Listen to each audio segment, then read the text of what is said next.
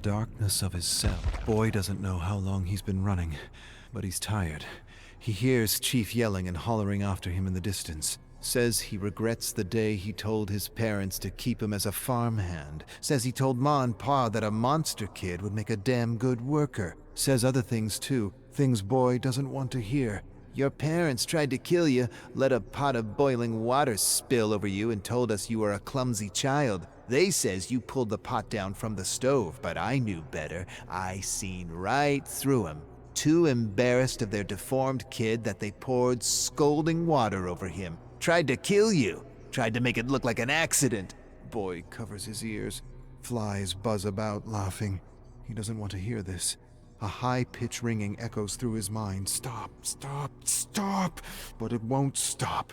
He knows he's the only one who can hear the whining and laughing flies. He knows he hears things. He knows his pa hurt him, hurt his head, screamed too loud in his ear when he was a baby, screamed mean things like he wished Ma's belly cord strangled him completely and not just halfway. He takes a moment to gather himself. He hears other voices. Chief called in more deputies. Doesn't matter. Let them come. They all deserve to pay for doing nothing while his Ma and Pa made him suffer.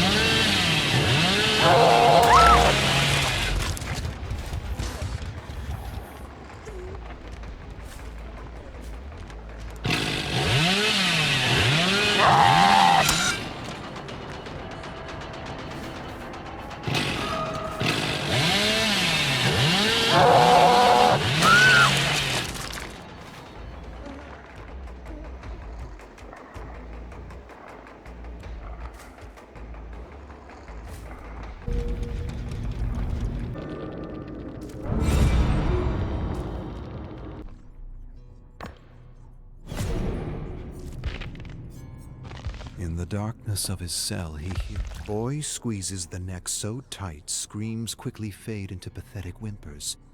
Easier to kill a man than a cow. Only a man makes much more of a fuss. Boy stares in the deputy's panicking eyes and knows this one. Knows him well.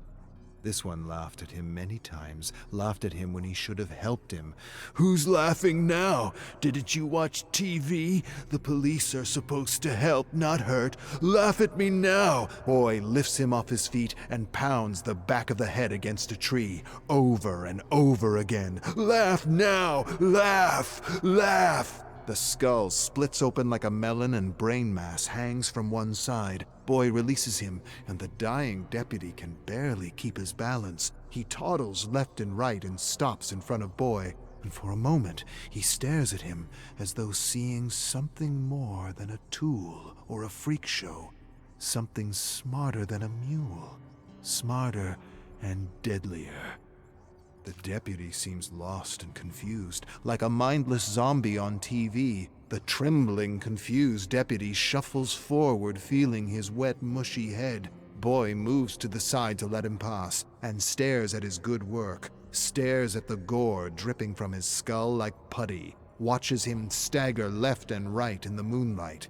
If he were a cow, he'd end his suffering. But he's not a cow, he's something else. Something vile and corrupt. Boy watches him disappear in the shadows.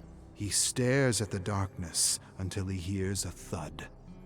A strange feeling fills his heart and he laughs.